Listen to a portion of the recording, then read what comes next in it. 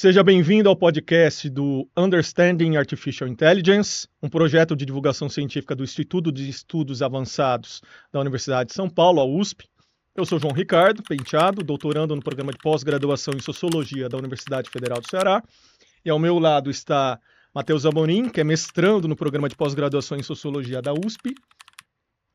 E este podcast está sendo gravado diretamente do estúdio Oswaldo Porchat, que fica na sede da Faculdade de Filosofia, Letras e Ciências Humanas da FEFELESH. Antes de mais nada, gostaríamos de pedir a você que se inscreva em nosso canal de YouTube ou em nosso perfil na plataforma de áudio que você estiver nos ouvindo e compartilhe esse episódio com seus colegas. Dessa forma, você colabora com o nosso trabalho de divulgação científica brasileira de qualidade. E na edição do podcast de hoje, teremos a honra de conversar com ele, que é diretor-presidente do Núcleo de Informação e Coordenação do .br, o NIC.br, conselheiro do Comitê Gestor da Internet no Brasil, professor de Ciências da Computação da PUC São Paulo, colunista do jornal O Estado de São Paulo, além de ser considerado um dos pais da internet no Brasil. Seja bem-vindo, Demi. É um prazer enorme conversar com você aqui. Tudo meu, muito obrigado pelo convite. Tá certo. Hoje a gente vai conversar sobre alguns temas relativos à inteligência artificial, tentando fazer um resgate sobre a história da IA e depois a gente passa para alguns pontos que suscita debate na atualidade. Mas, antes de mais nada, Demi, quando que surgiu a inteligência artificial? Você poderia contar um pouco da história, do surgimento da IA? Bom, veja, a gente se envolveu com isso. Eu trabalhei no Centro de Computação da USP por volta de 72 até 80 e pouco, e a gente teve algumas interações que passavam por IA, por alguns programas. Um dos programas que na época a gente conseguiu baixar aqui, usou, é um chat, aí, um falador chamado Elisa. Um cara que fez isso aí chamava Weizenbaum. Então, o Elisa era um programa que conversava com você em teclado. Na época a gente tinha teclado, então eu escrevia a pergunta para o teclado e ele respondia no teletipo aí. E era divertido, parecia muito elementar, né? Na verdade, IA é uma coisa antiga, né? IA é dos anos 50, né? Turing, um dos caras está envolvido com isso, e um monte de outros cientistas importantes. Não vou discorrer sobre isso, mas lembro, por exemplo, o famoso teste de Turing que ele propôs, que você... tendo atrás da cortina algo que podia ser uma máquina ou um ser humano, você podia tentar descobrir se era máquina ou ser humano fazendo perguntas. Não sei se isso continua válido, é capaz que fazendo perguntas hoje você tenha a conclusão errada a respeito de se era um homem ou uma máquina que estava atrás do biombo, mas essa era a ideia original. Na verdade, o que eu vejo é o seguinte, sabe que existe uma lei na computação chamada Lei de Moore, pelo menos, não é uma lei, mas é uma frase, uma proposta do Roger Moore, que é o cara que criou a Intel, e ele dizia o seguinte: com o progresso da área digital, a cada ano e meio você vai ter o dobro da capacidade de processamento ou memória pelo mesmo preço. Isso no começo parecia, digamos, com uma vida razoavelmente curta, 10 anos, 20 anos, mas nós já estamos há 40 anos desse negócio, e isso mais ou menos ainda funciona. Então, se você fizer a perspectiva disso, quer dizer, se a cada ano e meio a coisa dobra, em 10 anos ela fica 5 vezes maior, a coisa que vale em 100 anos fica N vezes maior, em 40 anos deve ficar 100 milhões de vezes maior. Eu me lembro desse número, foi calculado aí pelo Steve Crocker. Então, o fato é que o que era impossível 40 anos atrás, hoje está no seu celular, está no seu telefone. Quer dizer, o que era supercomputador nos anos 70, hoje é superado por qualquer maquininha que nós tenhamos em casa. Então, com isso, a IA, que era um desafio enorme nos velhos tempos, foi abandonada, voltou, foi abandonada, voltou. Isso é o que o pessoal chama de invernos da IA, deixa de estar na moda, né? E agora ela voltou na moda com tudo, e é importante também separar um pouquinho o que é o que os americanos chamam de hype do que é a realidade, porque hoje, como IA é uma palavra-chave, né? Se você não tem IA no seu sistema ou no seu programa, você está fora do mercado, eles usam IA para qualquer coisa, inclusive para coisas que são algorítmicos. Só para dar um exemplo, por exemplo, no Brasil o sistema bancário sempre foi muito evoluído, você usava reconhecimento de impressão digital há muito tempo, você tinha vários, isso nunca foi considerado IA, meu mestrado foi em reconhecimento de imagem, meu doutorado doutorado foi, em parte, resvalou por redes neuronais, mas acabou indo para o outro lado. Mas seja lá como for, isso não era considerado, reconhecimento de imagem era considerado um algoritmo complexo, né, sofisticado, porém não de inteligência artificial, porque é fixo, quer dizer, você reconhece ou não uma imagem. Eu diria que IA é mais relacionada a um aprendizado, quer dizer, é um algoritmo que se altera. Se o algoritmo se altera, aí você tem alguma coisa complicada, e essa provavelmente pode ser classificada de IA. Se ele é sofisticadíssimo, mas é fixo, é um algoritmo, como tem algoritmos há muito tempo. Então, a primeira coisa importante, algoritmo é uma coisa que existe na computação desde o começo. Algoritmo em si não é IA. A IA usa algoritmos, com certeza, mas acho que o que a IA tem é essa mimetização do comportamento humano que advém de você adicionar coisas a ele, trocando o comportamento dele com o tempo. E isso é uma coisa que nos velhos tempos era, digamos, perdia para os algoritmos fixos, mas agora está ganhando. O algoritmo fixo seria o de representação simbólica. Isso. Na opinião do senhor, não se trataria de inteligência artificial? Não, eu acho que não. Vou dar um exemplo ainda dos velhos tempos. Quando a gente estava no CCE, nós tínhamos um colega de classe que era jovem campeão de xadrez, era muito bom. Então um dia nós falamos, vamos jogar xadrez num sábado, aí baixamos um software importante de xadrez. Na época estavam aparecendo os primeiros softwares que jogavam xadrez bem. E ele passou a tarde inteira jogando com o programa, e no final ele ganhou, porque o programa fez uma bobagem no final, entregou a dama, mas isso não é o caso. O fato é que foi um desafio jogar contra o programa jogava bem. Aí tivemos uma segunda versão em que falamos, vamos jogar com um programa que aprendeu a jogar sozinho. Você deu as regras para ele e ele aprendeu a jogar sozinho. Bom, contra esse programa foi um fiasco. Ele jogava com uma criança de, sei lá, 5 anos, ele jogava muito mal. Quer dizer, na época, o programa jogar contra si próprio e aprender xadrez pelas regras era inalcançável pelo desempenho que tínhamos na época. Ele perdia facilmente de um programa fixo, né? Tanto que os primeiros programas de xadrez que jogavam inclusive em microcomputadores e tal, eram todos fixos, né? Você ganhava ou perdia, ele jogava bem, mas ele não tinha uma evolução, quer dizer, ele não aprendia com as derrotas. Os que aprendiam eram muito inferiores na época em termos de desempenho. Mas com o tempo mudou, e o AlphaGo, por exemplo, já aprovou isso. Quer dizer, hoje você dá as regras de xadrez para um programa, ele joga contra ele próprio em tempo curtíssimo, joga melhor que você. Então, essa é uma característica da IA que se deve à capacidade de processamento que nós temos hoje, capacidade de memória e tudo mais. Então, eu vou aproveitar para fazer um gancho adicional. O pessoal sempre questiona como é que você pode explicar o funcionamento da IA, qual é a explicabilidade. Falo, bom, isso é uma frase muito complicada, porque explicar a IA é como explicar o funcionamento humano, se ela parece inteligência artificial. Então, eu não sei como explicar. O programa que aprendeu xadrez e ganha do programador que o programou, joga melhor xadrez que ele porque aprendeu. Quer dizer, qual a explicação? A explicação é que ele joga melhor. Quer dizer, não adianta explicar. Se eu soubesse porque ele joga melhor, eu ganhava dele. Então, precisa tomar um certo cuidado com isso. E essa distinção eu acho que é muito importante porque parte do hype que a gente vê em utilizar IA como um ponto de status, como um ponto de poder, como um ponto de influência também, às vezes se joga muito para utilizar ferramentas de aprendizado de máquina em situações que poderiam ser resolvidas com um simples algoritmo fixo ou uma automação. Sim, né? exatamente. Mas como a IA chama atenção, como é vendável, como é representante de um status Sim. de avanço, etc. Né? É mercadologia. Certamente você tem algoritmos extremamente sofisticados, você tem robôs que andam e andavam, você tem robôs que montam automóveis. Não era considerado IA, é um procedimento fixo. Ele monta o parafuso com precisão absoluta no lugar certo e carrega peças com absoluta precisão, olha e até define a partir daí, mas ele faz sempre a mesma coisa. Quer dizer, a diferença entre IA e isso é que eu acho que IA tem que ter esse toque adicional de se automodificar. Se ela não se automodifica, se ela é estática, então eu sei o que vai sair dela e aí não há. Por outro lado, se ela se modifica, você perguntar por que ela decidiu o que ela decidiu é uma pergunta capciosa. Talvez não tenha resposta. Então, eu tomaria muito cuidado em dizer como é que é a explicabilidade de um processo. A explicabilidade, ele aprendeu, da mesma forma que uma criança aprende certas coisas, você não sabe o que ela faz.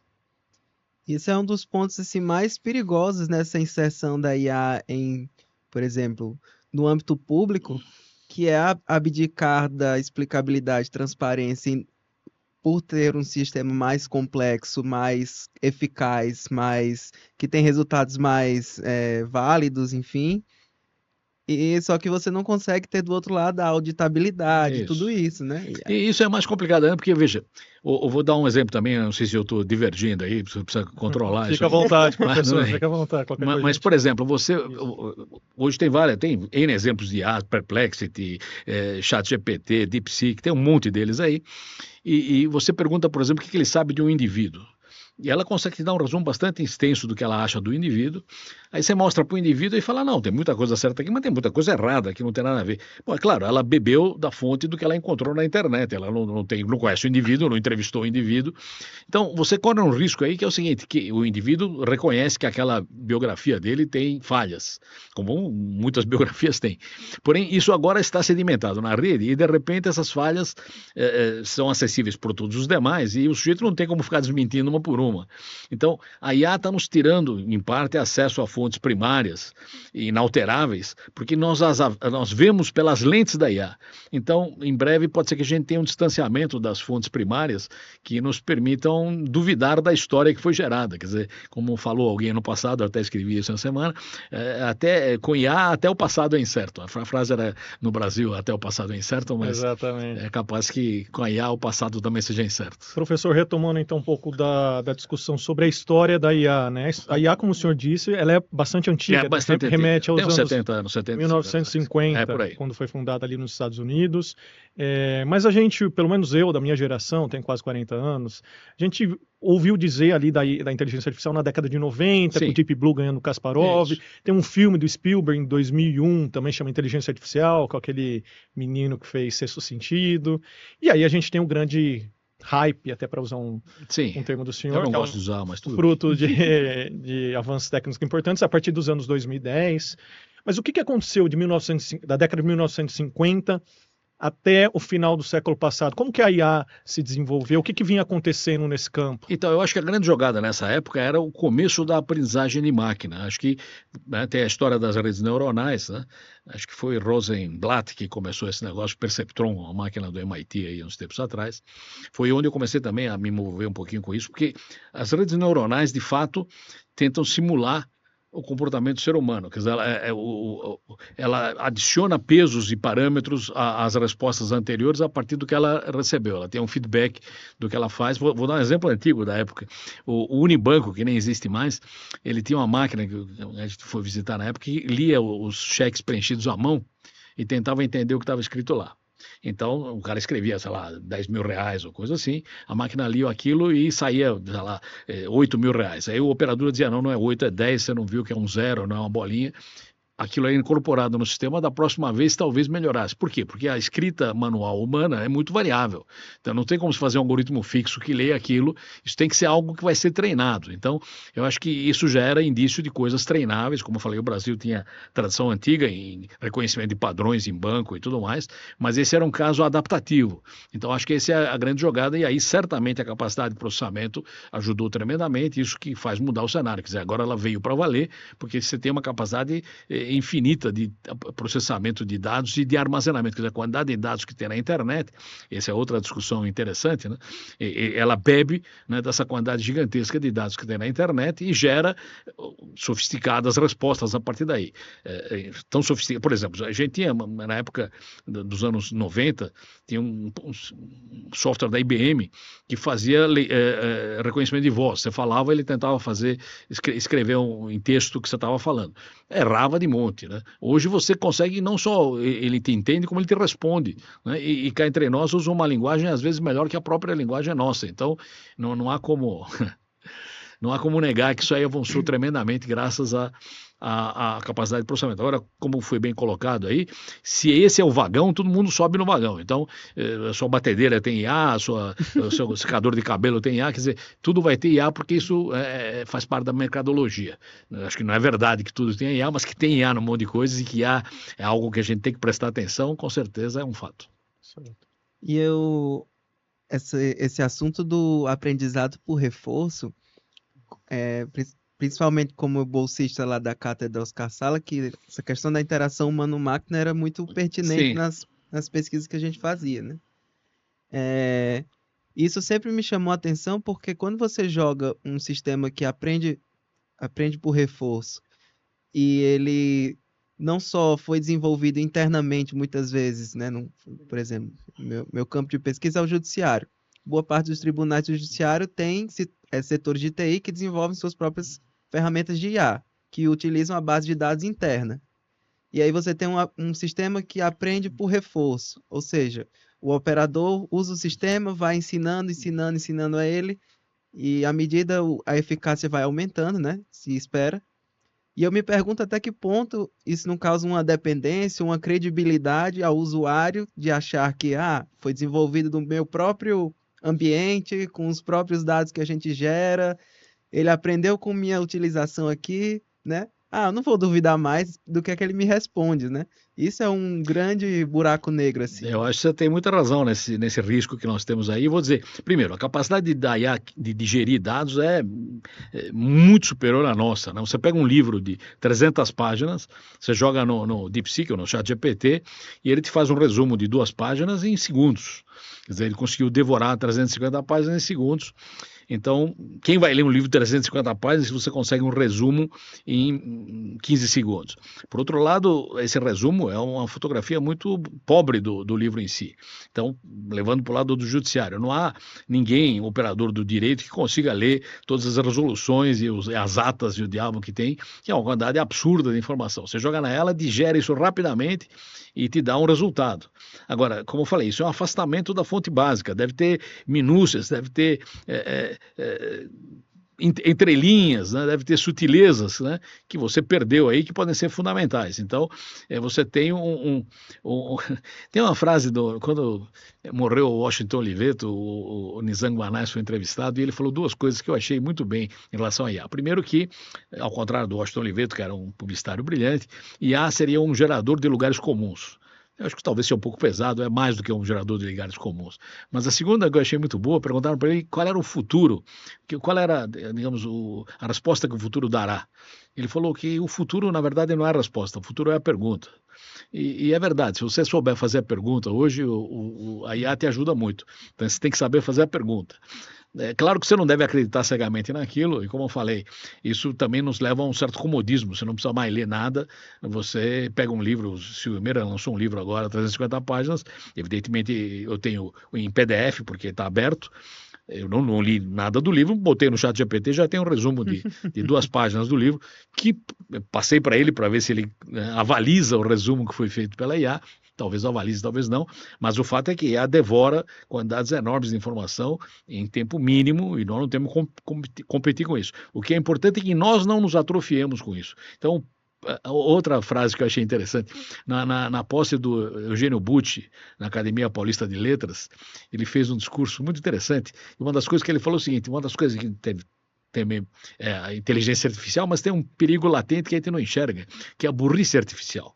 A burrice artificial é algo que está sendo imposto em indivíduos que não seriam naturalmente burros, mas que por acomodar-se, por ficarem, digamos, lançando mão de recursos sem muito senso crítico, acabam perdendo a agilidade do processo. Então, nós temos 2 riscos aí, a inteligência artificial e a burrice artificial.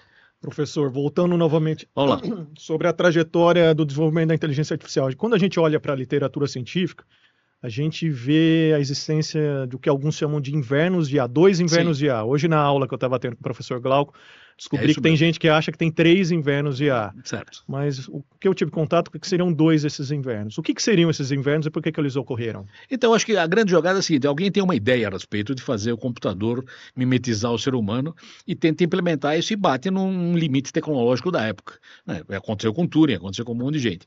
Como bate no limite tecnológico, é melhor voltar os esforços para algo que dá mais resultado, que é a computação tradicional. Então, isso aconteceu 2 ou 3 vezes, na época da leitura, por exemplo, de entendimento de expressão humana automaticamente por IA, na geração de expressão humana por IA, também houve uma tentativa importante que também não deu certo, e agora a terceira, com todo o aparato tecnológico que temos, aparentemente está dando muito certo, quer dizer, você tem uma IA realmente funcionando, e aí, evidentemente, todos os marqueteiros embarcam no vagão da IA, e é tudo IA, etc e tal. Eu só estou levantando esse grão de sal aí, precisa tomar algum cuidado com o que é IA e o que nem é, mas que IA veio e ficou e funciona maravilhosamente. Aliás, é tão estranho que isso funcione tão bem, como eu falei, eu fiz perfis, perguntei sobre biografias de algumas pessoas e foram bastante bem no processo. Você pergunta para o DeepSeek, pergunta para o Gemini, pergunta para o Chat, eles falam Gemini, Gemini, pergunta para o ChatGPT, pergunta para o Perplexity. Você fica com a pulga atrás da orelha se de fato um não consulta o outro, porque afinal de contas são todos abertos, né? Não custava nada um consultar o outro. Então, de repente você tem os que fazem o serviço e tem os que pegam carona. Eu não sei dizer, mas de qualquer forma eu não tenho essa profundidade para examinar isso, mas é uma pulga que existe atrás da orelha de todo mundo. É o Open Banking do AI. Pois é, exatamente. E outra coisa que é para, digamos, também para preocupar um pouquinho é o seguinte: eles estão usando todo o cabedal que existe de informação humana a respeito, dominam a linguagem maravilhosamente. Eu pedi para o cara, para o ChatGPT e para o DeepSeek, para os dois fazerem uma poesia em latim no estilo da Carmina Burana. Fez uma poesia no estilo da Carmina Burana, usando inclusive o primeiro verso dela, com métrica curta e latim medieval, porque a Carmina Burana não é latim clássico. Quer dizer, até latim medieval eles conseguem escrever. Então, esse é um fato dado. Quer dizer, a linguagem que eles dominam perfeitamente bem. As respostas são críveis, são extremamente articuladas. Ora, podem não ser verossímeis, mas que são críveis, são críveis. Certo. Professor, o senhor chegou já a interagir com um sistema especialista? Bom, veja, vários sistemas são especialistas, né? Mas os chamados sistemas especialistas ali da década de 80, que fizeram bastante sucesso, acho que nos Estados Unidos, não sei se no Brasil haviam ou não. Bom, eu não saberia dizer que eu estou envolvido com computação há muito tempo, mas não diria que com sistemas especialistas específicos. Eu não tinha, o meu nicho de trabalho foi mais na região de redes, depois na rede USP, depois na FAPESP, internet, bitnet e companhia. Então, especificamente em altos algoritmos especialistas, não tenho. Eles eram uma inteligência artificial da moda na época, né, na década de 80. Então, de novo, sucesso. Eu acho que então, o risco aqui é o seguinte, quer dizer, eu acho o seguinte: certamente tem comportamentos parecidos com humanos, mas eles continuam com comportamentos fixos. O sistema especialista, se não se automodifica, ele tem, dado uma entrada, tem uma saída. É uma caixa preta, extremamente sofisticada, mas você dá uma entrada e dá uma saída. Quando eu fiz mestrado, eu estava trabalhando em identificação de imagem, processamento de imagem. Então, você dá uma imagem, você consegue extrair dados dela, mas aquele programa, enquanto não for modificado, sempre vai extrair os mesmos dados da mesma imagem. Então, você não vai ter variações no sistema. Ela não vai aprender dizendo errei aqui, vou ter que melhorar. Isso vem com redes neurais, né, como eu comentei. Então, talvez por aí, né, Rosenblatt, o pessoal do Perceptron e tudo mais, isso muda a coisa. E é nessa região agora, com redes profundas, com vários níveis de simulação de como você realimenta, como ele se autorrealimenta nisso. Como falei, no caso do Unibanco, tinha uma realimentação humana, mas você pode ter a realimentação não humana. Ele, como um cara que aprende a jogar xadrez, a realimentação é dele mesmo, porque ele joga e perde. Foi uma má ideia essa escolha. Próxima vez eu escolher diferente. Até que ele joga e ganha. Daí ele acha que está com uma escolha boa.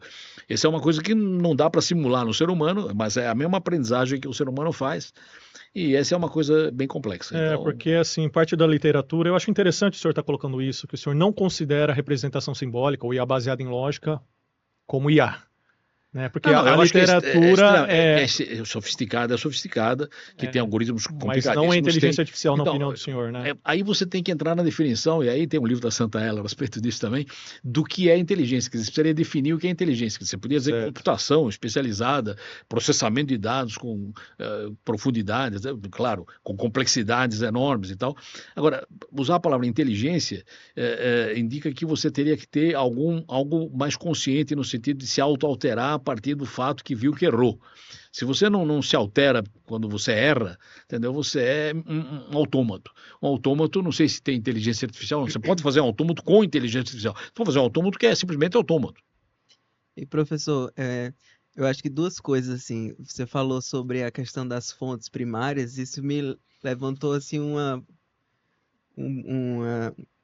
um pensamento, né? Eu acho que um dos lugares mais esquecidos da internet hoje é a segunda página do Google, né? Não. Porque ninguém passa nem da primeira, né? E agora que eles implementaram... Agora vai piorar. Aí na pesquisa, então você solta uma pergunta lá, ele coleta os 10 primeiros resultados e mostra um resumão logo de cara, embaixo da barra de busca, pronto, você não sai dali. Esse é um ótimo ponto, e tem várias discussões de mérito aí que eu não vou entrar, eu não vou discutir se a primeira página é bem montada ou mal montada, mas olhando do ponto de vista humano, nos velhos tempos você ganhava um link para ir lá ler algo em algum lugar. a web era distribuída, tinha melhores, o Alta Vista fazia isso, depois o Google, você tinha que buscar o lugar e ver o que tinha lá, o que não tinha lá. Bom, evidentemente teve gente que disse que, bom, com isso eles estavam abusando de direitos autorais, mas não vou entrar nessa discussão. Mas o fato é que hoje, né, eles não te mandam mais para muito link, eles já te dão a resposta do que eles acharam. Então, eu não preciso nem ir lá para ver se o que ele falou está escrito. Eu simplesmente assumo que ele me disse que ele leu lá é aquilo, e isso, como falei, aumenta o risco de você perder acesso às bases gerais. Quer dizer, se você perguntar para uma IA o que está em Ética de Nicômaco do Aristóteles, né, acho que era melhor você ler o que estava em Ética de Nicômaco, porque ele vai te dar o que ele acha que é. Se você assumir que é aquilo agora para você virou o livro. Quer dizer, você perdeu o acesso ao livro em si e todas as nuances que tem lá e ganhou um resumo que a IA fez de você, para você. Então, de novo, esse é um risco grave, eu acho que a gente se acomoda com isso. A gente teve uma porção de tecnologias que nos levaram a acomodar, né? E nós estamos indo cada vez mais nesse sentido, e eu acho que o diferencial vai ser os que souberem usar a tecnologia e não se acomodarem. Eles terão, isso até leva a uma outra discussão, talvez a IA aumente o gap, o fosso que temos hoje, porque os que se acomodarem ficarão tão longe da competição dos que forem, digamos, criticamente pensantes, que isso só vai tender a aumentar. Quer dizer, o sujeito vai ser um sujeito conformado com o que leu e não vai entrar no mérito se aquilo tem alguma base ou não. E como eu falei, a própria história atualmente é vista pela lente da IA. Então, se eu perguntar o que ela sabe de você, ela vai me dizer o que ela sabe de você e eu vou admitir aquilo como sendo a sua mini biografia. E um segundo ponto, assim, que me chama a atenção, essa questão do reforço.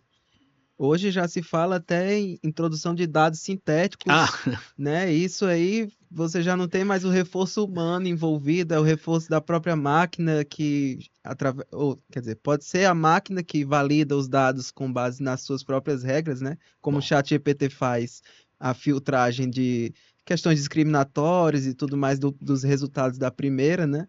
Mas também introduzindo dados sintéticos nessa leva aí, você manipula mais ou menos. Dados sintéticos, para mim, eu acho que de fato é um descalabro total. Quer dizer, é como ter uma verdade sintética, você gera uma verdade que não é verdade. O que significa? Dados sintéticos, dados são.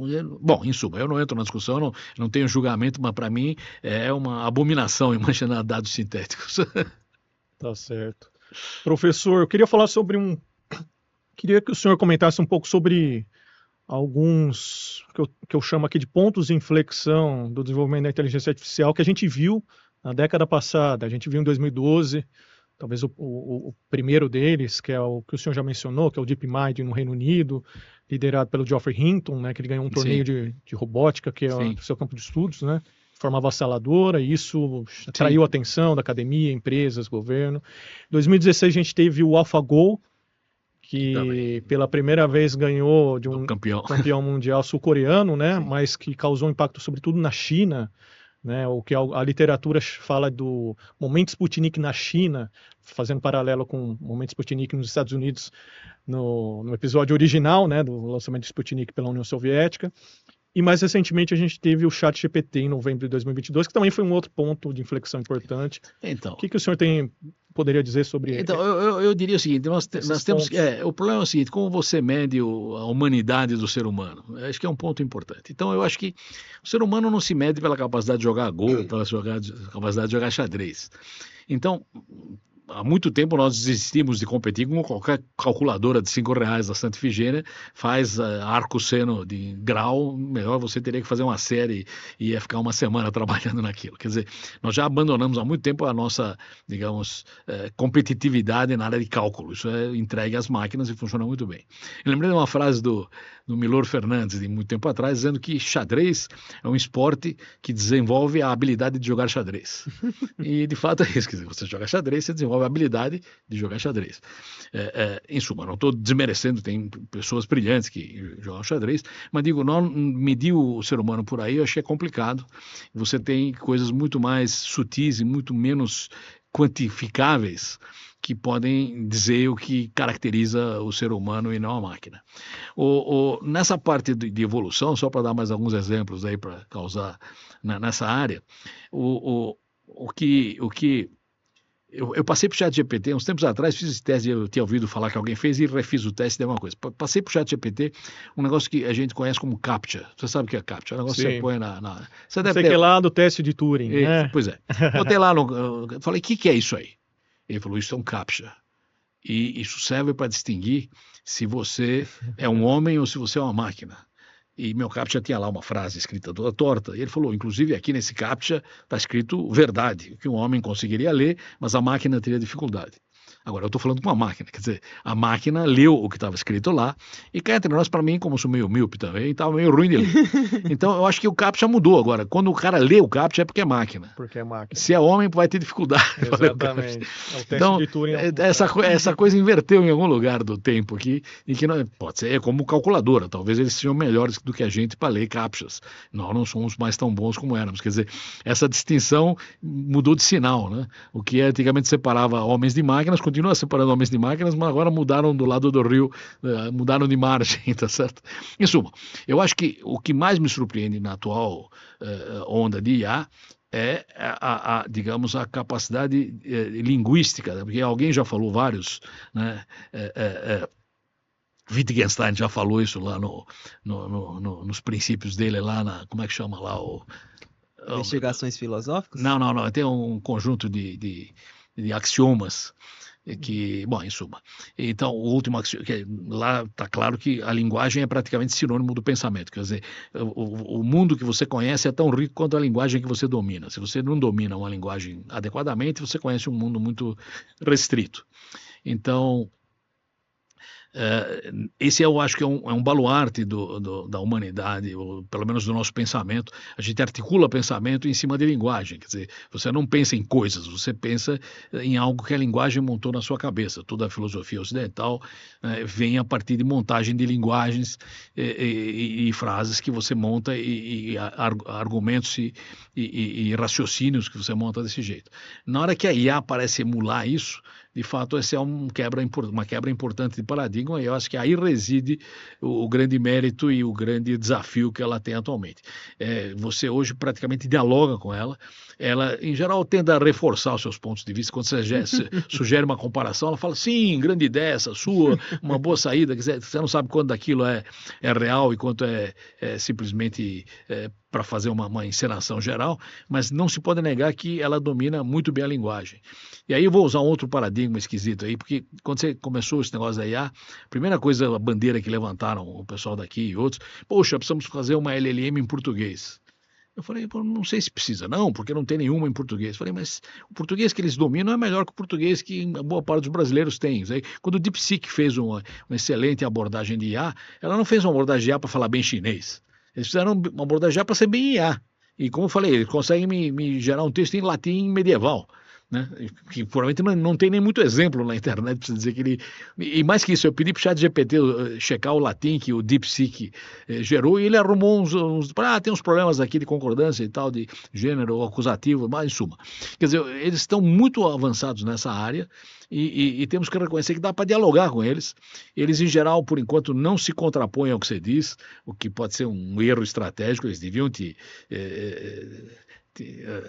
apostrofar se você estiver errando, mas eles preferem te dar reforço positivo. Isso pode ser uma tática para ganhar espaço, mas é uma tática, digamos, menos evoluída.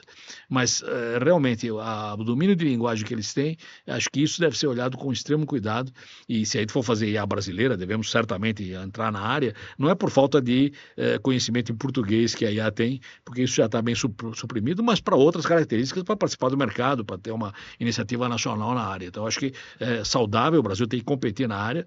Agora, tem que usar o argumento certo, dizer que não tem nenhuma IA que fale português, não tem muito sentido. Inclusive, aproveitando o gancho dessa fala do senhor a respeito da importância do Brasil entrar na área de inteligência artificial, a gente tem um histórico relevante em termos de desenvolvimento da IA ao longo, sei lá, da década de 70, 80, 90. Como é que isso ficou restrito aos Estados Unidos e os países centrais? Uma das coisas boas que o Brasil tem nessa área, e posso dizer que conheço alguns, para honra minha, gente muito boa de software. O Brasil não é ruim de software, de desenvolvimento de programas. A gente teve até versões de Linux feitas aqui no Brasil, tem gente importante em IA, na URGS, tem gente importante no Ceará, tem gente importante em Pernambuco, tem uma opção de gente em Minas Gerais também, tem uma opção de gente bem envolvida. Aqui na USP nós temos o C4IA, com uma porção de gente muito boa trabalhando na área. Então nós temos bom material humano nisso, que inclusive é, digamos, objeto de captura pelo pessoal de fora. Muita gente aqui sai para trabalhar na área. Então não temos falta de gente. E eu acho que certamente o Brasil podia fazer um papel mais visível nessa área. Mas, de novo, tem que escolher algo que seja realmente relevante e que você consiga achar um nicho em que você tem uma participação significativa. Né? Não é simplesmente levantar uma bandeira genérica do tipo, vamos fazer uma IA em português, porque isso, na minha opinião, já está feito. Você pode fazer uma IA específica em coisas que interessam ao país, em coisas em que o Brasil possa ter posição lá fora e mostrar participação, em coisas em que se beneficiem dos talentos nacionais que nós temos na área. Como eu falei, temos várias pessoas muito competentes. O Brasil é bom na área de produção de software. Nós não temos ainda, e não sei se vamos conseguir em tempo, nenhuma indústria física. Já tivemos hardware sendo feito aqui, já tivemos semicondutores feito aqui, mas hoje nós estamos meio fora do cenário nessa área, então não vamos competir com fabricantes de chips, né, de processadores em IA. Aliás, os chineses têm agora uma versão deles aí, ou mais de uma até, mas eu acho que isso é uma batalha difícil e ingrata.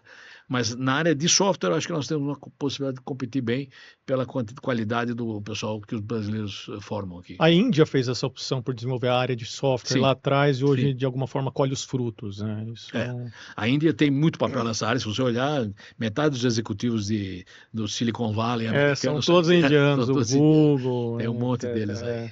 Mas verdade. nessa área eles foram muito bem. Mas, professor, essa questão da linguagem, quando eu vejo os argumentos que são utilizados, né, por que se deveria desenvolver IAs locais, né, Sim. também toca muito, assim, tangencia muito a discussão de uma soberania digital,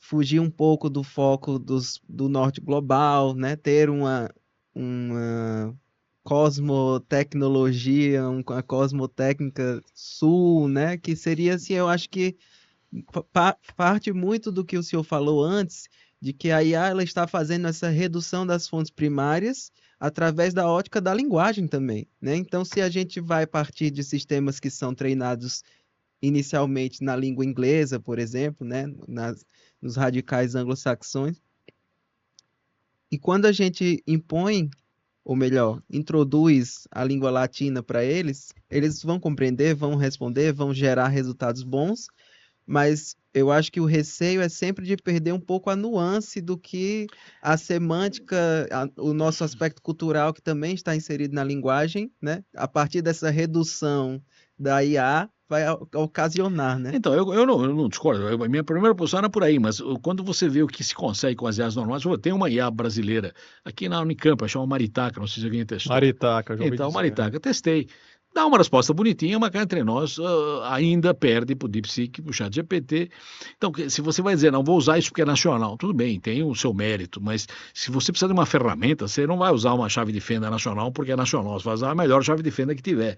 Então, se isso visto como ferramenta, você tem que poder competir. Então, tem que entrar num nicho em que você, de fato, traga algo que não está coberto atualmente. Porque senão fica uma discussão simplesmente, eu vou usar o chinês ou o americano, não tem muito sentido. A discussão, na minha opinião, não é essa. A discussão é onde eu posso fazer a diferença. Deve ter lugares onde a gente consegue fazer a diferença em IA, né, coisas específicas nossas. Porque, veja, a base de dados que existe é bebida por todos. Então, eles bebem aquilo e geram o que tem que gerar. Se eles tiverem um bom arcabouço para gerar informação a partir do que leram, eles são indistinguíveis do ponto de vista de fonte. A fonte está lá na internet. Você leu e faz. Nós não temos fontes extras que não estão. Talvez nós tenhamos fontes que não estão na internet. Mas eu não gostaria, por exemplo, que, por exemplo, a declaração de imposto de renda de todo mundo estivesse disponível para uma IA brasileira. Pô, essa é um diferencial. Então, a nossa IA é a única que lê todas as declarações de imposto de renda de todos os brasileiros e gera um mapa. Bom, esse é um diferencial que os outros não têm. Mas esse diferencial eu não sou, digamos, partidário dele. Então, temos que procurar diferenciais específicos nossos e talvez existam línguas não escritas. O C48 está trabalhando um pouco em línguas nativas, que não tem, digamos, uma versão gráfica clara. Isso certamente não está disponível em lugar nenhum. Então, isso ninguém vai conseguir competir se você tem um dado especial que os outros não têm. Mas, de novo, qual é a clientela disso? É pequena. Se você quer ter um impacto econômico importante, você tem que arrumar um nicho em que você tenha uma clientela como o DeepSeek fez, que chacoalhou as bases da economia aí com um produto recém colocado e espetacular. Outra coisa muito interessante, que eu não tenho, digamos, profundidade para avisar, mas eu tenho um amigo foi meu orientador de doutoramento, o Geraldo, que também é da USP, ele instalou vários Llama e vários daqueles locais que você instala com 80 GB, com 8 GB. Você consegue excelentes respostas numa base com 80 GB, por exemplo, do Llama 3. É claro que ele leva 6, 8 horas, às vezes, processando, mas chega uma resposta.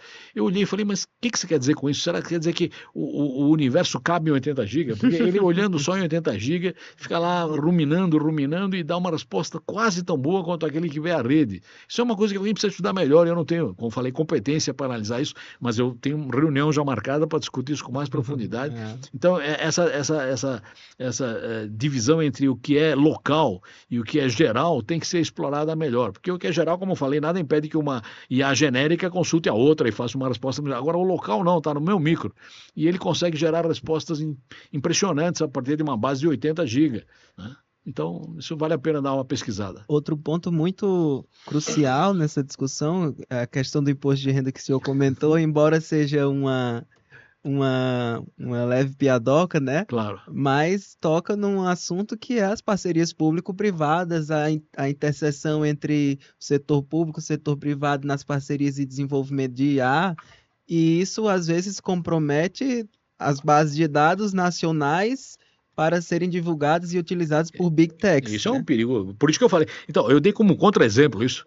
Mas então o senhor toca num ponto crucial, que é exatamente falar sobre a interseção entre o setor público e privado nas parcerias público e privadas de desenvolvimento de IAs ou uso das ferramentas já existentes no setor público brasileiro, por exemplo, que implicam no que foi uma piadoca sobre o imposto de renda e inteligências artificiais que vão ler o imposto de renda de todos os brasileiros, mas estão aí, né, envolvidas Big Techs que vão ter acesso à base de dados nacionais, né? Isso é um grande risco, né?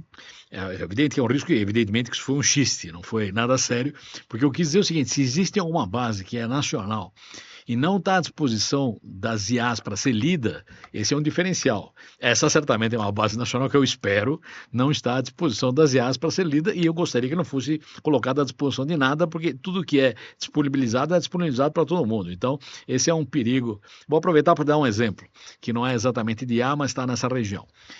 Eu sou, evidentemente, fã da criptografia forte. Eu acho que todos têm direito de fazer criptografia e eu acho que, de fato, nos velhos tempos, o intermediário nunca sabia o que estava transportando. Hoje, como o intermediário tem uma tendência de não só saber o que está transportando, como usá-lo, eu, evidentemente, usaria a criptografia para evitar isso.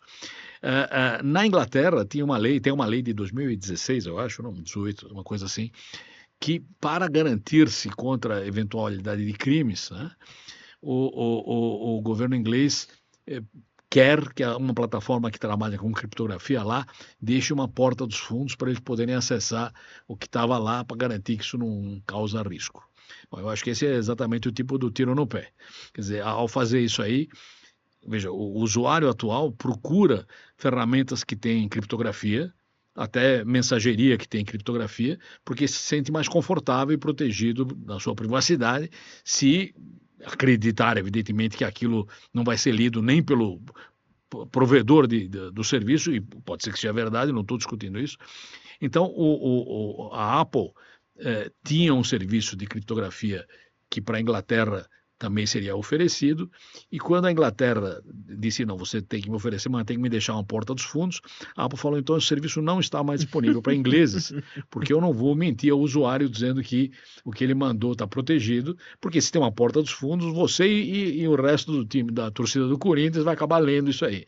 Então, ele é corintiano, mas eu não quero dizer com isso, mas quer dizer, tudo que puder ser feito, acaba sendo feito. Então, a criptografia só teria sentido sem porta dos fundos. Se tiver porta dos fundos, deixou de ser criptografia.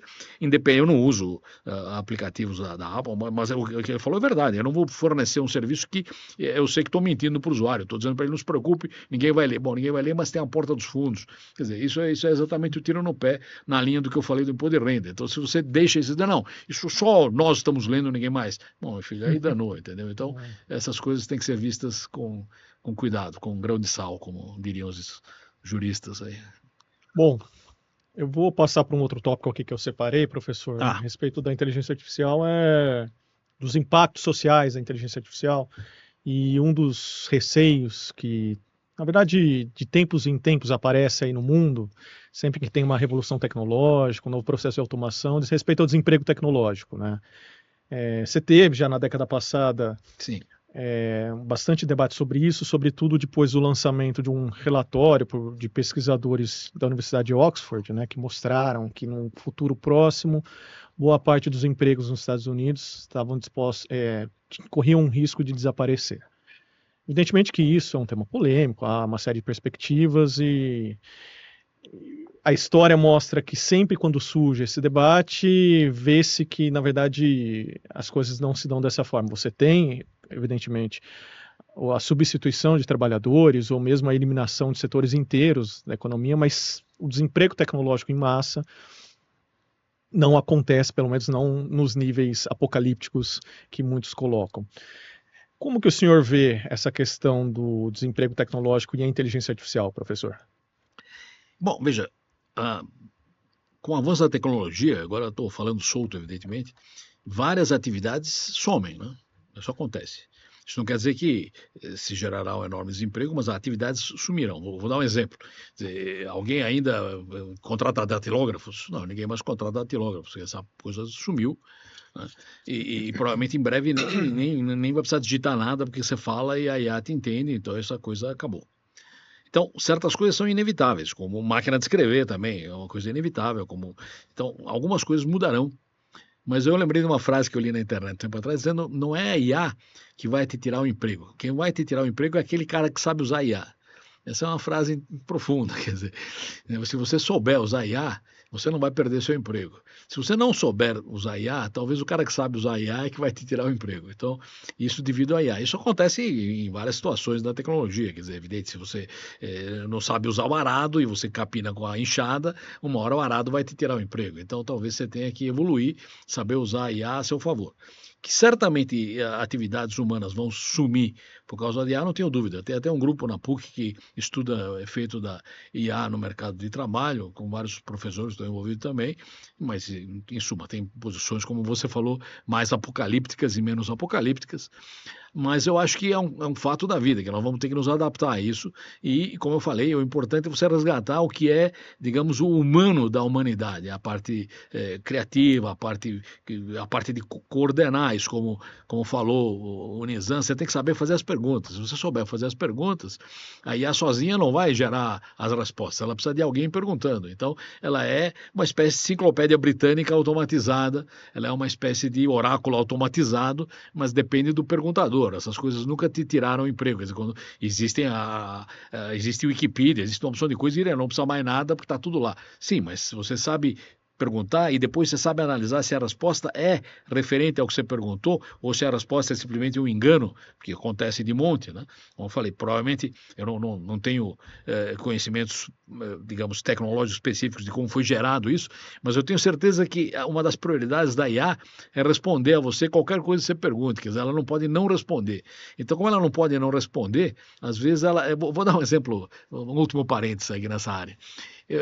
Por algum motivo eu estava falando de caixa de Pandora, porque negócio de cataclisma, tal. Aí eu perguntei para uma das IAs específicas, falei, você tem alguma coisa com caixa de Pandora? Pode ser uma poesia que eu possa usar como exemplo? Tem duas poesias, tem várias poesias, mas uma do Fernando Pessoa, com um heterônimo que eu não lembro agora qual é, e uma do Olavo Bilac que chama Caixa de Pandora. Fui procurar no Google. Certamente alucinou. Não, pois não achei a Caixa de Pandora. Aí eu falei, desculpa, eu não achei. Não, tá no livro Poemas de 1889. Tinha lá, o livro Poemas existe, eu olhei o índice, só tem o índice, não tem o livro inteiro em PDF.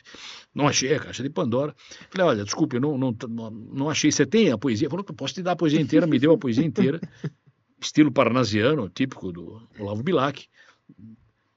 Fui procurar um pedaço da poesia no Google, não achei. Bom, aí eu fui pro Gemini. Falei, me disseram que tem uma poesia do Olavo Bilac chamada Caixa de Pandora. Você conhece? Conheço, uma poesia conhecida, parnasiana, do Olavo Bilac. Você consegue me dar uma cópia? Sim, está aqui a cópia, para outra poesia. É uma outra estilo poesia. Parnasiano, nada a ver com a outra. Isso eu acredito que isso é uma fase transitória, eu acho, que isso não pega bem para ninguém. Eu duvido que isso não tenha sido consertado, ou esteja sendo consertado. Então, dessa coisa nós vamos nos livrar, espero que não teremos esse tipo de armadilha de baixo nível. Mas esse é um fato que vem da prioridade que você dá à IA. Se você manda ela... Tivemos vários casos de IA jurídica nos Estados Unidos que inventaram provas, inventaram casos que não tinha. Né? Isso porque o cara que programou aquilo falou, olha, o importante é você manter o cara no diálogo. Não é muito grave se o que você falou tem sentido ou não. Isso é uma coisa errada. Né? Outra coisa que também dá problemas graves, na minha opinião, é o seguinte. Eu não sei se IA tem viés. Eu não conheço ninguém que programe e ponha viés no seu programa. Eu seria um programador de baixíssimo nível ético. O que acontece é que IA lê dados. E os dados refletem uma realidade do mundo. Talvez nós tenhamos necessidade, desejo de que haja um viés correto nas coisas e não há viés. Quer dizer, ele gera, ele não vai dar empréstimo para o cara, porque na história do cara ele não tem condição de pagar, não vai dar empréstimo. Agora, a mulher está doente, tem 2 filhos e tal, nós como humanos daríamos. Então, o que nós reclamamos não é o viés, talvez nós reclamamos da falta de viés.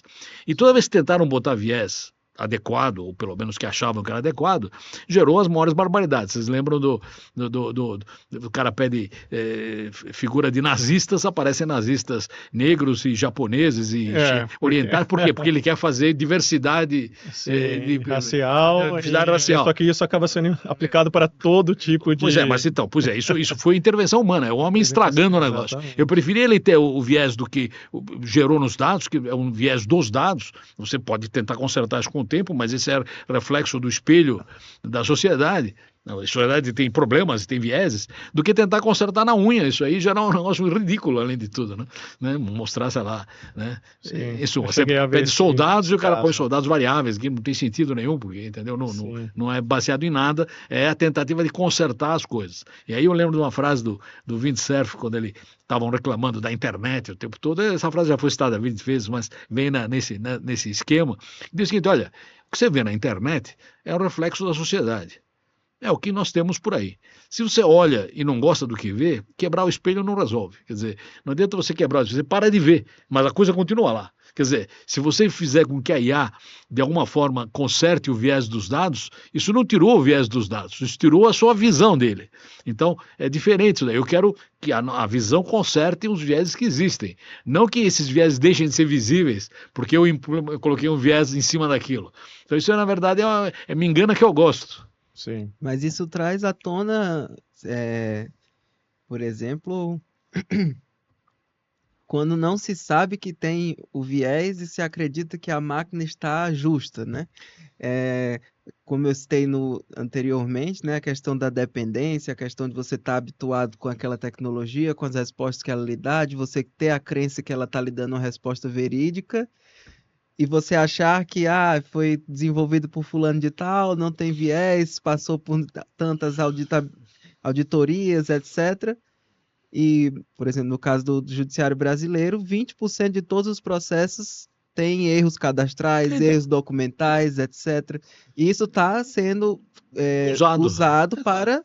Então, mas você percebe que o erro está no que existe no dado. O dado tem erro judicial e cadastral. Está lá. Sim. Então, você usa a IA para descobrir que tem erro e vai consertar na fonte. Não adianta dizer para a IA, olha, quando tem um erro, você faz de conta que não está vendo e me dá uma outra resposta. Porque daí você está dando uma maquiagem no processo. Eu prefiro consertar o erro na base e não consertar a visão que eu tenho do erro. Eu estou vendo tudo azul porque meus óculos são azuis. Eu vou passar para outro ponto, professor. Muito bem. Que é um tema, inclusive, que eu pesquiso, né? Eu pesquiso Estado e Inteligência Artificial e a minha dissertação tratou disso, né? Agora, na minha tese de doutorado, também tenho buscado abordar a relação entre Estado brasileiro e políticas de inteligência artificial. Isso remete a um debate sobre a geopolítica da IA, né? A gente vê principalmente 2 países brigando para ver quem fica na dianteira do desenvolvimento da IA, ainda que os Estados Unidos esteja muito à frente da China, ou significativamente à frente, ainda que também a China esteja buscando reduzir essa distância.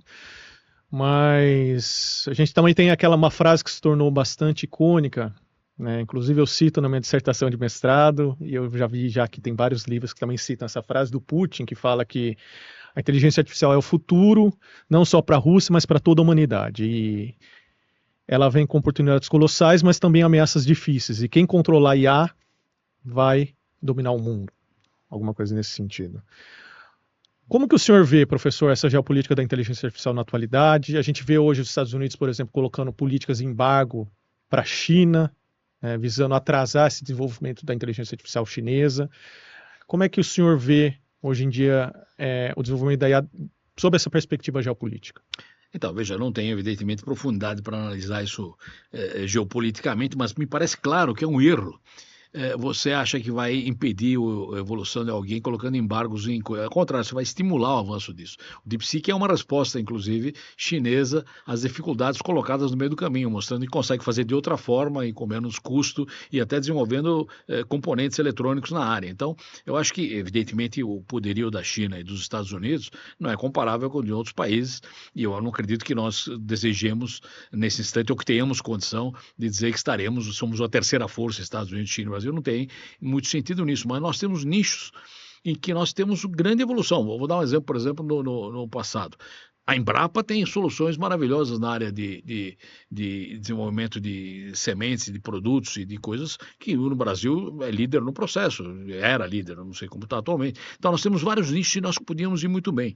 Eu falei, o nicho, digamos, da competência humana brasileira em desenvolvimento de software é grande. Nós não temos atualmente arcabouço para desenvolver chips, mas está havendo uma ressurreição de algumas empresas que talvez possam avançar na área e tudo mais.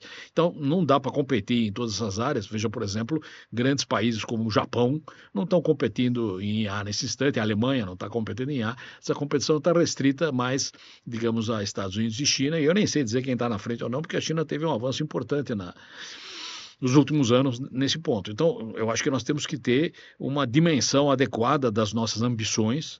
Eu acho que certamente nós temos um papel importante que tem que estar relacionado com a nossa característica básica. Certamente somos celeiro do mundo em várias coisas, somos muito bons na área de tecnologia, nós somos bons em software, somos bons em várias coisas.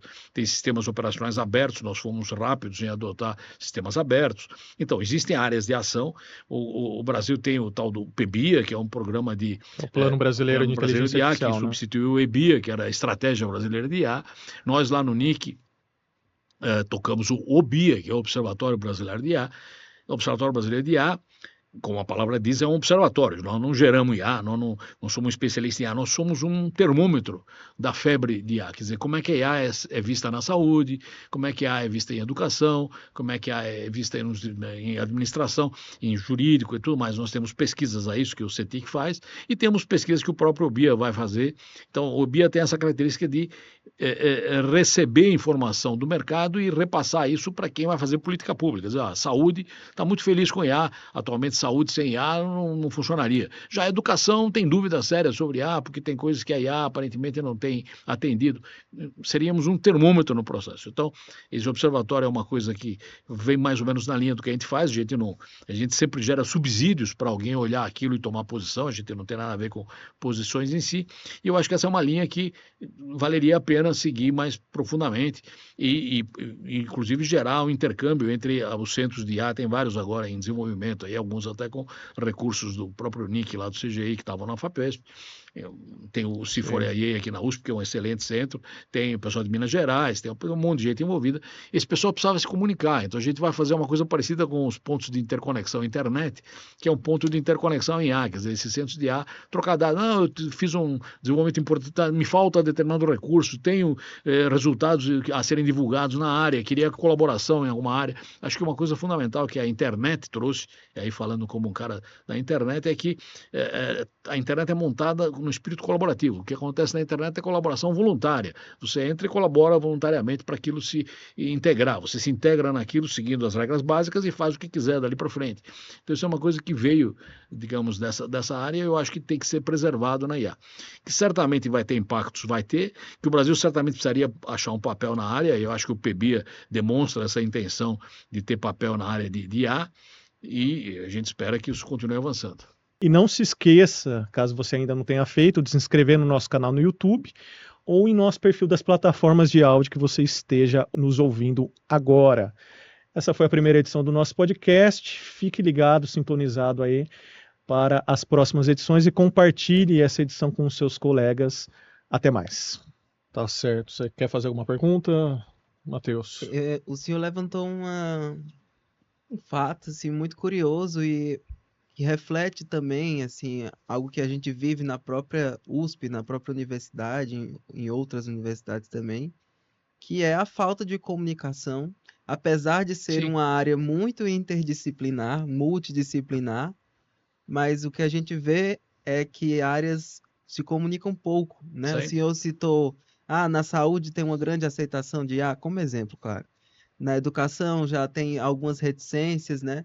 E já participei de palestras de pessoas que conduzem pesquisas semelhantes a minhas em outras áreas, reportando as mesmas questões, mas nenhum sabe que essas pesquisas estão sendo feitas Então, é nas isso. outras áreas, né? Um estudo qualitativo dos usuários ou dos órgãos que estão implementando IA e que vivem as mesmas situações, as mesmas dúvidas, a falta de instrução, a falta de pessoal, a falta de recurso, ou questões éticas, ou falta de preparo, enfim, vivem as mesmas questões, mas não vão olhar para os outros campos como para procurar essas respostas, né? Ou para pelo menos debater e chegar a uma resposta em comum, né? Por que o senhor acha que isso acontece quando se trata de IA? Ou seria algo realmente assim que... Não, acho que veja, cada um evidentemente sabe onde aperta o sapato e tenta resolver o problema dele. Então, por exemplo, quando você tem um negócio tipo PEBIA, certamente vai ter gente que vai procurar o PEBIA para conseguir recursos para desenvolver alguma coisa, mas eu acho que antes disso você devia ter um cenário brasileiro. Por exemplo, que capacidade de processamento de dados nós temos no país? Isso é um mistério. Onde tem máquinas de porte que podem ser usadas ou não? Onde faltam máquinas? Claro, se eu tenho uma universidade com um departamento de computação, eu vou querer equipamento. Mas, de repente, no vizinho tem um que eu posso usar, né? A National Science Foundation, quando começou a montar a NSFNet, a ideia era você poder compartilhar centros que eram caríssimos na época de supercomputação usando a internet. Então, às vezes, nós temos um recurso do lado, mas não é o meu, então o meu está separado do seu. Às vezes não é nem de maldade, o cara não sabe. Quer dizer, se você pudesse socializar essa informação, você teria vários resultados. E a ideia do NIC.br é criar esse espaço, esse fórum de contato entre os centros de pesquisa nós vamos ter, artificial? Então, o OBIA tem 3 pernas básicas. Né? O OBIA, a primeira perna dele é, evidentemente, juntar documentação, o que falou o Canadá, a Nova Zelândia, a Europa, tem vários documentos sobre ética em IA, sobre IA segura. Isso tem que ter algum lugar para todo mundo poder consultar com folga, para não ter que ficar vasculhando pela rede o que é o que não é. Então, um repositório de informação para ser consultada. O segundo ponto é respostas de pesquisas na área do uso de IA no Brasil, como isso está sendo visto nas diversas áreas. O CETIC faz pesquisas na área, já temos 4 anos de pesquisa na área, mas nós vamos implementar mais, como, por exemplo, a pesquisa sobre que data centers temos no país, que capacidade de CPU nós temos para cá e para lá, em suma. Aí você vai ter um outro insumo de que é isso. E o terceiro é simplesmente um ponto de interconexão para troca de informações. Então, vamos fazer 2 reuniões por ano, onde o pessoal dos centros de IA se reúne, uma manhã, 2 manhãs, sei lá, não está claro, vai ser bom. Fizemos uma em Minas Gerais um ano atrás para começar, mano, foi muito pequenininha, porque essa informação tem que fluir, você tem que ter diálogo na área. Você não pode ficar em si mesmado, fechado lá no seu data center, preciso de tal coisa. De repente o colega de repente você gerou algo que pode ser usado por alguém e não está sendo. De repente você está trabalhando na mesma área que o outro data center, ele precisaria trocar a informação. Por exemplo, como falei aqui, nós temos uma iniciativa interessante sobre linguagens naturais nativas, né? Será que tem outro fazendo isso? Será que tem, de repente, alguém do Nordeste tem colaboração importante, alguém do Sul tem colaboração importante? Eu acho interessante o senhor falar isso, porque na minha dissertação de mestrado, novamente citando-a, eu entrevistei integrantes na época, 6 centros de pesquisa aplicada em inteligência artificial, que é fruto desse programa do qual o CGI.br faz parte, inclusive eu entrevistei o senhor, né? Além da FAPESP e o MCTI. Isso. E entrevistando, conversando com esses integrantes, eu percebi justamente isso, que havia uma série de, às vezes, resolução de problemas, ou às vezes problemas, que era muitas vezes comum entre os CPAs, e poderia ser, caso houvesse algum tipo de intersecção, algum fórum de debate, algum lugar que as pessoas pudessem compartilhar a realidade dos seus CPAs, poderia se resolver esses problemas de uma maneira muito mais ou atenuar, rápida. Exatamente, ou atenuar, eu percebi isso. inclusive eu coloco isso nas conclusões do meu trabalho, na conclusão do meu trabalho, eu sugiro a criação de um espaço como esse. Acho interessante ouvir que esse espaço está sendo gestado exatamente. dentro do OBIA. Então, tentando Legal. ativar isso aí, estamos bem armados aí. Vamos ver o que vai dar. Eu queria agora fazer uma pergunta ao professor a respeito de regulação da inteligência artificial. Bom, a gente tem até agora a União Europeia como tendo o primeiro ente político a ter uma lei abrangente sobre inteligência artificial, ou seja, uma lei que busca regular a inteligência artificial em todos os seus âmbitos, né? A gente tem uma série de normas e regulamentações em vários países, mas a União Europeia é quem traz uma lei mais abrangente de IA, né? China e Estados Unidos também estão em vias de publicar suas leis, mas por hora tem apenas algumas normas setoriais. O senhor assinou uma carta, né, professor, em 2023, junto com algumas entidades da sociedade civil, fazendo algumas críticas ao projeto de lei à época e advogando por uma regulamentação setorial, ou seja, regulamentação de IA com base para a saúde, para a educação, que é como os Estados Unidos têm feito, né? Como que o senhor vê essa diferença entre uma lei abrangente de IA, como a da União Europeia, e uma forma de regulamentação baseada em setores? Por que mais o senhor defende essa segunda modalidade de regulamentação? Então, essa é uma discussão difícil, tem um projeto de lei no Senado em andamento e pode sair alguma coisa na área. Eu acho que o risco aí, de novo, é você gerar algo que não é do interesse nacional. Eu acho que você tem que proteger, certamente, o usuário de uso inadequado. Eu acho que mais do que IA, é importante o uso da IA, quer dizer, é difícil você regular, você não regula a ciência, você não regula a fabricação de veneno, você regula o uso de veneno, regula manipulação daquilo, a coisa em si é neutra. Então, de novo, eu acho que o risco aí é que você caia em armadilhas do tipo de alguma forma manietar um avanço nacional a partir de alguma coisa. Agora, que é importante proteger o usuário do uso irrazoável disso, que é importante conscientizar o usuário do que pode acontecer se for mal usado o processo, e eventualmente você tem que tomar cuidado com os operadores disso, que os operadores que estão trabalhando na área, que objetivos visam.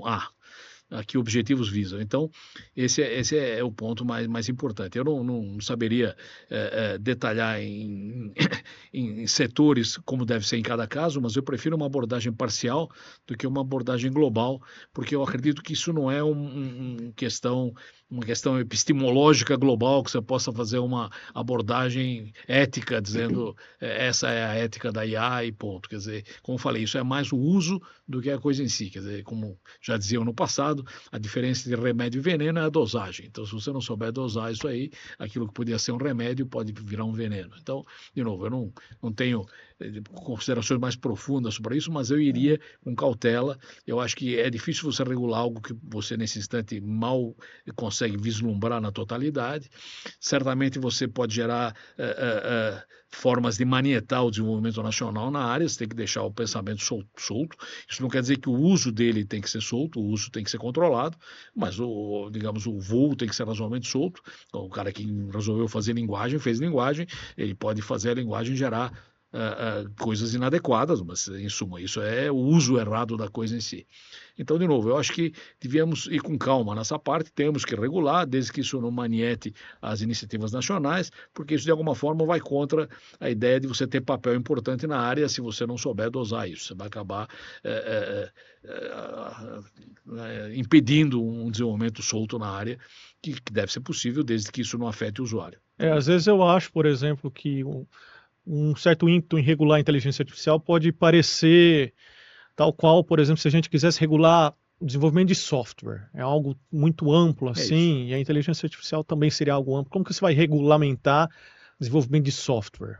Né? Então, é a mesma história, quer dizer, você tem que regulamentar o uso, quer dizer, se eu uso software para oprimir alguém, para prejudicar alguém, para ser, digamos, preconceituoso em relação a alguém, isso é um erro do uso do software.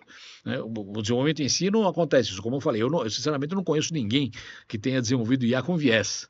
Eu não estou dizendo que não tem viés em IA, mas estou dizendo que isso não é culpa do programador, então não é o programador que vai consertar isso aí. Né? Você não vai consertar uma febre mexendo no termômetro. O cara está com febre, não, mas o meu termômetro vai marcar 36,5, então não tem mais febre. Isso não resolve nada. Então, eu acho que esse é um ponto importante. É a frase do Vint, que não adianta você quebrar o espelho. É melhor olhar que está errado e tentar consertar a base do erro. E não se pode dizer agora vejo tudo cor-de-rosa e está tudo bem para mim. Então, de novo, acho que a regulação é um pouco nessa linha. Você quer acalmar angústias que existem muitas angústias por aí. Faz parte do projeto você sossegar as angústias, mas eu não sei se isso está sendo atacado da forma correta, não tenho maiores Mas falar comentários. disso, professor, é num momento muito chave, porque a gente está vendo aí um processo de atualização do Código Civil Sim, sim. que quer implementar um livro de direito digital e dentro desse novo livro do Código Civil estaria lá disposto classificação sobre plataformas digitais, responsabilização em uso de ferramentas de inteligência artificial, que a partir do meu entendimento da proposta de lei, teria que ter um terceiro órgão para definir o que seriam esses sistemas, etc, etc. E isso aí se torna assim, tentar especificar coisas que são muito gerais, que podem se transformar muito rapidamente, e assim, é bem capaz a lei se tornar obsoleta logo após o próximo lançamento da OpenAI, né? É isso, eu vou fazer um comentário de novo, sem ser especialista na área da coisa. Eu acho o seguinte, eu acho que é difícil você me mostrar um lugar onde tem uma lacuna legal importante que devia ser preenchida. Vou dar um exemplo. A gente tem o decálogo do CG de 2009, e no decálogo do CG a gente fala que quando você tem problemas na internet, você tem que buscar o verdadeiro causador daquilo e onerá-lo com, digamos, o que ele causou. Aí você tem a discussão sobre o parágrafo 19 do Marco Civil, que fala que você não pode, ninguém é obrigado a remover nada, exceto por motivo legal, etc. e tal, e alguém argumenta, não, isso está blindando o intermediário, está blindando a plataforma. Isso é um problema semântico, na minha opinião. Quando eu recebo algo do João, ele manda algo para mim pelo sistema de mensageria, se aquilo me ofende, foi o João que mandou, eu processo o João. Se o algoritmo decidiu que eu tenho que receber um negócio sobre o Palmeiras, porque eu sou palmeirense, e aí a Maria mandou para a Terezinha um negócio sobre o Palmeiras, mas o algoritmo acha que me interessaria e me manda, não foi a Maria que mandou, nem a Terezinha, foi o algoritmo. O algoritmo é de alguém. Então, esse cara é responsável. Então, quando você diz que a gente está blindando, a gente está blindando, evidentemente, o usuário, o intermediário, que é intermediário clássico. O carteiro é blindado contra a quantidade, o que tem o contexto da carta. A telefônica é blindada sobre o conteúdo do telefonema. Mas se um cara mandou para mim algo que não era para mim, isso nos velhos tempos de correio eletrônico chamava spam. Spam era uma coisa que o pessoal dizia que não era correto. Então, ele assumiu a responsabilidade de mandar para mim algo por lavra dele. A culpa não é nem da Maria que mandou para a Terezinha, nem da Terezinha. Quer dizer, ninguém está blindando esse cara. É só questão de você fazer uma tipologia, né, uma taxonomia que coloque cada um com a sua responsabilização. Como eu falei, nos velhos tempos o intermediário seria proibido de ler o conteúdo. Hoje você quer que ele leia para que interfira nele. O que é pior, que nós estamos dando mais poder ao intermediário que ele já tem. Nós queremos que ele entre naquilo, nós não queremos que ele ignore, queremos que ele leia e tome providências. Poxa, tenha essa paciência, quer dizer, nós estamos invertendo o jogo. E você acha que eles estão contra isso? Eles como vai ser ruim para nós? Não é ruim nada, quer dizer, nós estamos jogando, na minha opinião, do lado estranho do processo. Eu devia dizer o seguinte, não, intermediário é intermediário. Se ele está interferindo, ele não é mais intermediário, ele é um cara que ativa no processo. Como jornal, se o jornal publica um classificado dizendo vem nesse órgãos, o jornal está ferrado. Não adianta dizer que quem mandou o classificado foi o João. Eu publiquei para o mundo isso aí. Então, e é curioso isso porque você vê um movimento muito forte de legislação cada vez mais específica sobre o mundo virtual, sendo que possivelmente todas as nossas normas da vida física também são aplicáveis a essas Exatamente, situações. Nós estamos procurando novas leis quando tem as velhas leis que podem ser usadas direto, não tem uma lacuna, pode ter um direito. Eu vou dar um exemplo besta aí de tudo bem. Ela falou, não, precisamos tomar cuidado com os crimes eletrônicos. Eu falei, mas que diabos seriam crimes eletrônicos? Não, os crimes eletrônicos. Eu falei, mas deixa eu fazer uma pergunta. Crime eletrônico é feito por eletricidade, você eletrocuta alguém. Então, se eu afogar alguém, é um crime hidráulico. Crimes hidráulicos devem ser coibidos. Se eu atropelo alguém, é um crime mecânico. Crimes mecânicos. Não, o crime é o crime. Quer dizer, se você não precisa qualificar isso aí. Você não precisa o que é um crime eletrônico. Se você fez usou dados inverídicos, causou um dano à minha reputação, isso é um crime, ponto. Se é eletrônico, ou se é por papel, você escreveu na parede, não muda o crime em si. Nós estamos tentando criar uma situação de um crime eletrônico, de um crime digital. Acho que nós temos que nos fixar no crime, numa coisa principiológica, o que é um dano, né? Calúnia, isso, são danos. Danos são danos. Se a calúnia foi feita pelo telefone, não é diferente da calúnia ter sido feita pela internet. Ô professor, isso me remete a uma palestra uma vez que eu vi de um acadêmico que defendia que não era necessária a regulamentação da IA justamente com base nessa lógica. O senhor acha que não é necessária a regulamentação Eu acho da IA? que é importante você regulamentar algo que não está previsto em lei. Mas quando já está, como eu te falei, é difícil você dizer que precisa de uma nova lei para crimes. Qual é o novo crime? Existe um novo crime? Se existe um novo crime, vamos dizer qual é o novo crime. Deepfake, talvez. Tá bom. O deepfake deve ser um crime de identidade falsa, deve ter uma opção de coisas. Se não existe, precisa ser criado. Mas precisa tomar cuidado porque a gente está reinventando o mesmo crime, qualificando ele com as lantejoulas especiais, umas luzes extras, porque é importante e causa impacto, mas é o crime, pô. Eu falei de crimes eletrônicos. Eu acho que a grande questão nesses casos é sempre a parte da responsabilização, né? Claro. Porque aí, como o senhor bem falou, né, não é mais um intermediário clássico, é um algoritmo que é através do aprendizado de máquina de vários dados inseridos Se ele mandou na uma coisa internet, por conta dele, ele é responsável porque mandou para mim. Eu não vou, é dele que eu vou reclamar. mas quem é a pessoa por trás do algoritmo? Bom, tem uma pessoa jurídica. Bom, a gente está caminhando para o fim da nossa conversa. Tenho aqui mais duas perguntas, professor. Vamos lá.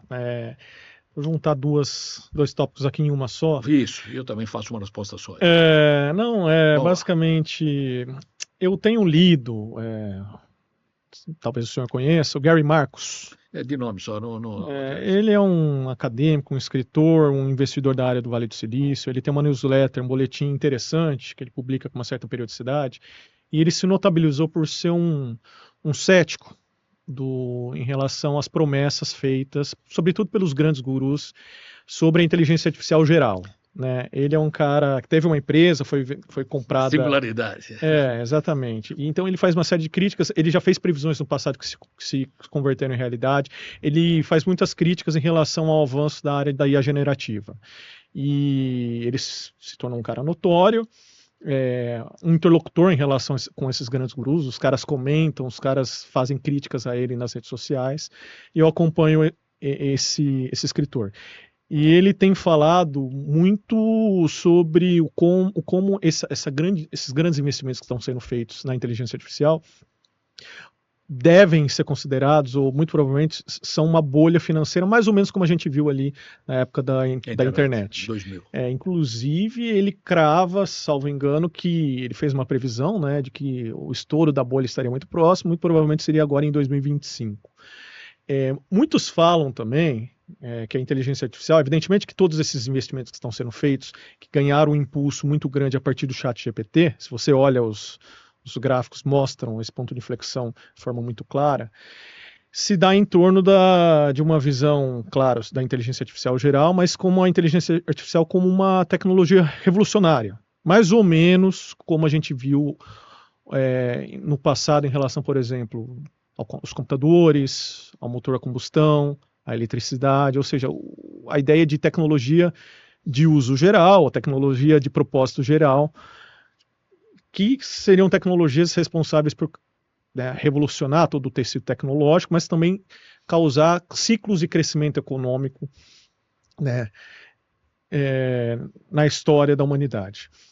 Como que o senhor vê a inteligência artificial? O senhor tem uma posição mais próxima, digamos assim, ao Gary Marcus, uma posição mais cética, que eu confesso que é um pouco da minha posição, acho que eu estou lendo muito ele, mas toda vez que eu vejo assim, esse grande entusiasmo, essas falas mais efusivas em relação a IA, eu fico com um grande pé atrás. Eu não acho que a inteligência, a IA generativa, sobretudo, é tudo isso, né?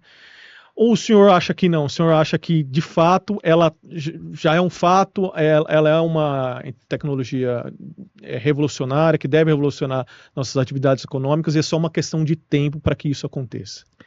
Bom, eu não sou também na linha de que a inteligência artificial generalista, tipo a história da singularidade, né, esteja muito próximo, eu não estou nessa linha. Mas eu sinceramente acho, eu estou muito impressionado com a qualidade de resposta textual, resposta discursiva que as atuais IAs têm. E, evidentemente, não se pode negar a capacidade de síntese que elas têm em relação a textos. Principalmente o pessoal que lida com textos gigantescos, eles têm um apoio aí, e eu reforço de novo a mesma história, cuidado para não cair na armadilha de acreditar no resumo gerado, mas certamente você vai usar o resumo gerado. Tem gente que usa, por exemplo, IA para rever o texto que você escreveu e perguntar se está em ordem. E às vezes ela tem sugestões que melhoram o seu texto. Então, na hora que a IA está te dando uma sugestão que melhora o seu texto, é um treco, né, você tem que tirar o chapéu, isso não é trivial. Então, eu, sinceramente, eu não esperava que nós tivéssemos um linguajar tão fluente, né, e tão convincente das IAs pós-chat GPT, mas as demais seguiram também, a Gemini segue, a Perplexity segue, esse pessoal todo está indo nessa área e os chineses também seguem. Então, eu acho que isso aqui é um fato da vida e eu acho que o fato de que você tem iniciativas além das do Vale do Silício reforça o fato que isso é uma realidade imutável. Vai acontecer e já aconteceu, está vendo. Se isso vai para o lado da IA generalista, em que você põe em risco, né, o ser humano, a atividade em geral, aí acho que tem uma certa ficção científica envolvida. Eu também sou ligeiramente cético em relação a isso, mas não sei, pode ser que eu esteja errado e pode ser que a gente lamente profundamente o que vai acontecer no futuro, mas eu sigo na sua linha também. Eu também não sou, digamos, apocalíptico em relação à IA generativa, se bem que tivemos alguns resultados recentes esquisitos. Teve um programa que jogava xadrez, alguém leu esse negócio aí? Um programa que jogava xadrez com IA, jogava com um programa fixo, e ele ia perder do programa fixo e ele fez lances absurdos para não perder. Quer dizer, ele inventou lances esquisitos. Isso é esquisito, quer dizer, eu acho que nós precisaríamos tomar algum cuidado com que prioridades nós estamos dando, e aí o pessoal de programação de IA talvez tenha alguma culpa no cartório, porque se a prioridade responda independente do que dado você tem, ou se a prioridade só responda se você tem um dado que indica, não sei se o dado está certo ou errado, mas tem um dado que indica e eu respondo a partir daí, essa é uma diferença importante que devia ser vista com cuidado. Então, se alguém está usando um método oportunista para expandir, digamos, a participação no mercado da IA dele, gerando respostas desse tipo, isso é condenável e devia ser penalizado de alguma forma. Fora isso, eu acho que é inevitável imaginar que a IA vai ficar, vai ser mais complexa do que logo tem imagem sendo gerada. Eu vou dar um último exemplo. Estava vendo uma reportagem da Deutsche Welle, que é teoricamente uma editoria séria, sobre um combustível que está sendo gerado no Chile, que é um combustível, não sei se vocês viram isso aí, combustível artificial, é uma gasolina, não, a gasolina é um combustível gerado com plantas, vegetais, tal, que é, digamos, ecologicamente adequado, porque é sustentável e tudo mais, e a Porsche está testando isso. Aí tem os vídeos dos caras da Porsche subindo os Andes, mostrando como estão testando isso, e no final tem uma frase, que eu até usei no texto, dizendo o seguinte: esses vídeos foram gerados por IA, a partir de um roteiro que a Deutsche Welle especificou, mas foram depois revisitados pelo jornalista, etc. e tal. Então, eu vi um vídeo de um cara subindo uma ladeira. Ele, de fato, subiu uma ladeira ou aquilo é IA gerando? Quer dizer, isso é um problema complicado. Quer dizer, quanto daquilo é real e quanto daquilo é imaginário. É a questão da pós-verdade. E ainda eu fiz uma analogia positiva. Desconfiado em relação ao que você... Eu fiz uma analogia positiva dizendo que muitas vezes a arte gera coisas que até são talvez mais belas do que a realidade. Você pega uma escultura do Michelangelo, o Davi, a Pietà, é uma coisa belíssima, mais bela do que um cara de pé lá e tudo mais.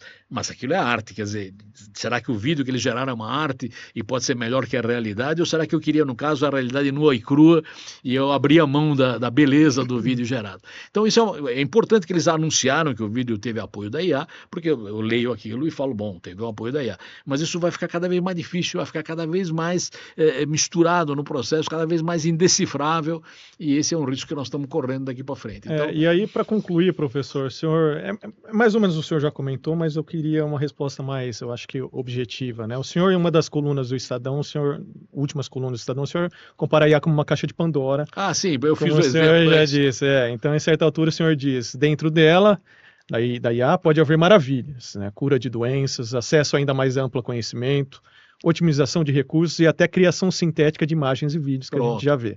Mas saem também estorvos, como o aumento da desinformação, usando IA, a criação sintética de realidades, a vigilância ubíqua sob controle de poucos que dominam o ferramental, o aumento de desigualdade que qualquer tecnologia usualmente produz, os novos dilemas morais e éticos. Então vamos lá, fazendo um exercício de futurologia, o que é a intuição de um especialista, uma pessoa que já trabalha há muitas décadas, viu algumas mudanças tecnológicas? O que a intuição te diz? A IA ela vai piorar ou melhorar a nossa vida? A minha intuição diz que a caixa de Pandora está aberta. Então é isso que vai acontecer. Agora, entendeu? Como você sabe, na caixa de Pandora, o último que fica lá dentro e não sai é a esperança. A gente tem esperança que ela permaneça e que a gente tenha resultados positivos. Eu não sou apocalíptico. Nós tivemos várias revoluções tecnológicas que foram consideradas muito graves. Até energia nuclear. Energia nuclear. Tivemos bomba atômica. Por outro lado, a energia nuclear pode ser uma energia sustentável que substitua o petróleo e tudo mais. Quer dizer, de novo, tudo tem pelo menos dois lados, quando não tem mais que dois lados. Então, eu sou otimista no sentido que o homem não vai se autodestruir com isso. Eu espero que a gente consiga usar isso para o bem. Eu não tenho competência para dizer qual vai ser a previsão daí para frente, mas não sou apocalíptico e eu reconheço que a caixa de Pandora abriu, quer dizer, que saiu um monte de coisa, saiu e não tem como fechar. Agora, eu espero que a gente preserve a esperança lá no fundo. Tá, joia. Matheus, tem mais alguma pergunta para fazer? Gostaria de agradecer a presença, as falas ultra pertinentes do professor Demi. Gostaria também de agradecer ao João, meu parceiro aqui no podcast. E é isso. Eu que agradeço pelas perguntas instigantes aí, foi muito interessante. É isso, professor, agradeço novamente a presença do senhor aqui na nossa primeira edição do podcast. Primeira edição. O senhor tem a honra de inaugurar o nosso podcast aqui. Que eu traga sorte no processo. Com certeza. Espero que eu tenha entrado com o pé direito aí. Obrigado, professor. Bom, esse é o podcast do Understanding Artificial Intelligence, um projeto de divulgação científica do Instituto de Estudos Avançados da Universidade de São Paulo, a USP. Sou João Ricardo Penteado, pós-graduando em Sociologia na Universidade Federal do Ceará. Estive aqui com o Matheus Amorim, mestrando aqui no programa de Sociologia da USP. Esse podcast está sendo gravado diretamente do estúdio Oswaldo Porchat, que fica aqui na sede da Faculdade de Filosofia, Letras e Ciências Humanas, a FEFELESH. E não se esqueça, caso você ainda não tenha feito, de se inscrever no nosso canal no YouTube ou em nosso perfil das plataformas de áudio que você esteja nos ouvindo agora. Essa foi a primeira edição do nosso podcast. Fique ligado, sintonizado aí para as próximas edições e compartilhe essa edição com os seus colegas. Até mais.